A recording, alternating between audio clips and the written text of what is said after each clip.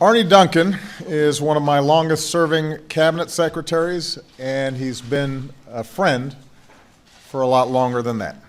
So it's with some regret and sorrow that I've accepted his decision to return to our hometown of Chicago. After more than 6 years of living in Washington, Arne's wonderful wife, Karen, and their excellent kids, Claire and Ryan, who are also buddies of mine, wanted to move back home. And that's meant, in the interim, a lot of time apart. So I'll be honest, I pushed Arne to stay. Sorry, guys. But I also know from personal experience how hard it is to be away from your family on a sustained basis. So while I will miss Arne deeply, he's more than earned the right to return home. Take a look at what Arne's accomplished over the last 6.5 years. He's one of the longest-serving secretaries of education in our history, and one of the more consequential. In just a few years, Arne and his team have delivered some incredible results at every stage of the educational experience. More than 30 states have upped their investment in early childhood education. Nearly every state in America has raised standards for teaching and learning and expectations for what our kids can learn. And our high school graduation rate is at an all-time high. We've helped millions more families afford college, and more Americans are graduating from college than ever before. And that's just scratching the surface. Arne bleeds this stuff.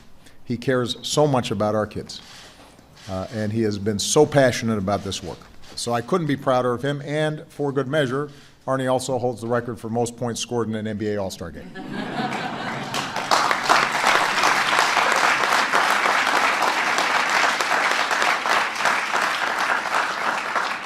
And he is my favorite partner in pickup basketball.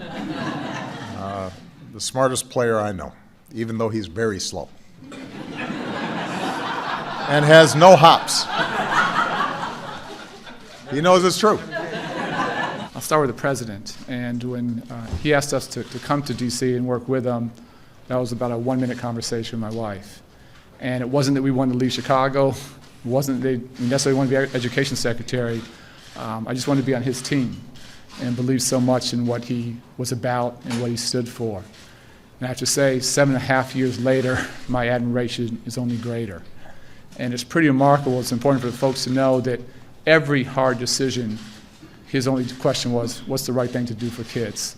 You said a little bit about John, and for folks to know, for all of us, this work is very, very personal. For the president, it's very personal. For me, it's very personal.